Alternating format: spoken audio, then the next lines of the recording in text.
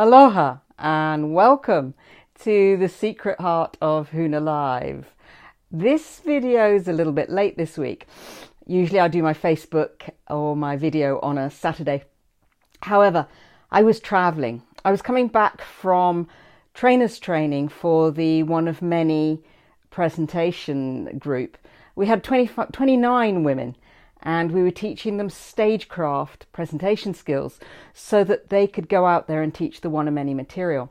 I really like the One of Many view and the One of Many material because it's all about empowering women to become grassroots leaders, whether it's in your community or your workplace or your business or your family, wherever that may be. It's all about getting into leadership and really stepping up as a leader without burning ourselves out or becoming superwomen, which is what for a lot of people, for a lot of women anyway, is the way things go. So there I was training these women and supporting them. Amazing transformation, amazing courage really of women who didn't want to be out there in front of their peers, but they stepped up and they did it and they took all the feedback. It was fabulous. And it meant that I was traveling on Saturday morning.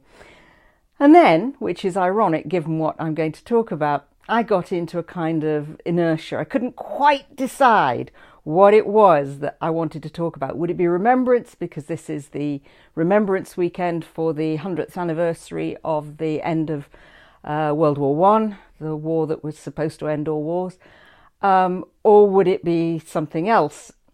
Now, I was inclined to talk about inertia, but I wasn't quite certain. So I got into a state of my own inertia. Now, the Hawaiian law of inertia says, it is the natural tendency of a person, thing, or process to remain static in their current state. The amount of mana necessary to create change is in relation to the inertia build-up. And for every action, there is an equal and opposite reaction. Now, when I first learnt all the many assumptions or laws of Huna, I didn't pay too much attention to the law of inertia. It's a small one, it's just got a couple of lines. But actually, I've come to realise that it's really important. So I thought I'd talk about that today, because it speaks to motivation. And for a lot of us, motivation and procrastination are the sorts of things that we struggle with. So the thing about the law of inertia is that it's not really about time, it's about energy. What it's saying is that the more energy you put into not doing something, then you've got to put at least as much energy into making the something happen. So to give you a for instance, about, must have been, 2011, I think, my teacher in Hawaii told me that I was ready to go out and teach the 10-day retreat that we teach in Hawaii over here in the UK. Now, outside of Hawaii, we can do it in 5 days because we're not teaching the sacred hula, that's the Hawaiian dance, and that takes about half a day for 5 days, so we can cut it down. I didn't hear it. He said it, I did not even hear it. And I continued along my merry way, not running any trainings over here. In fact, I put quite a lot of energy into not running Huna trainings over here.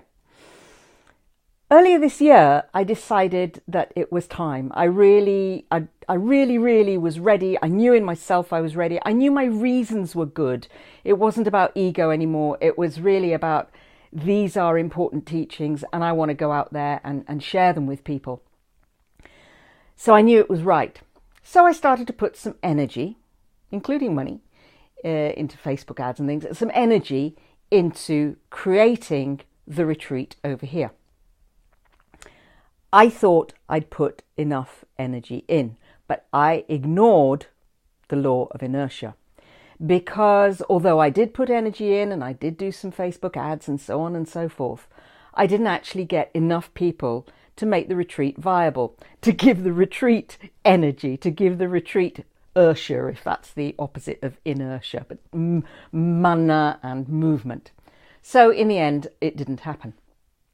I ignored the law of inertia. I ignored the fact that because I had spent so much time and energy, but particularly energy, time's not really it's not really relevant in this.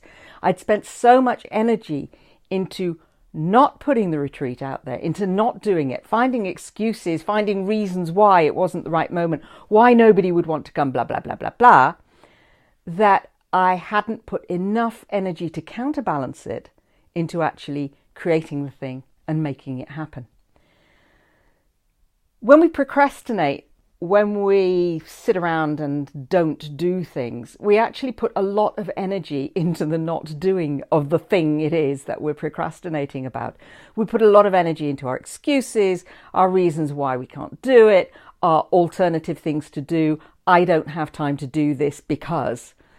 We put a lot of energy into that, so that when we actually do get round to the point when we're ready to go and do that thing we're avoiding, whether it's doing your tax returns, it's that time of year in the UK where people are starting to think about the tax returns, whether it's doing your tax returns or whether it's preparing a presentation like the ladies last week, or whether it's putting together videos for Facebook.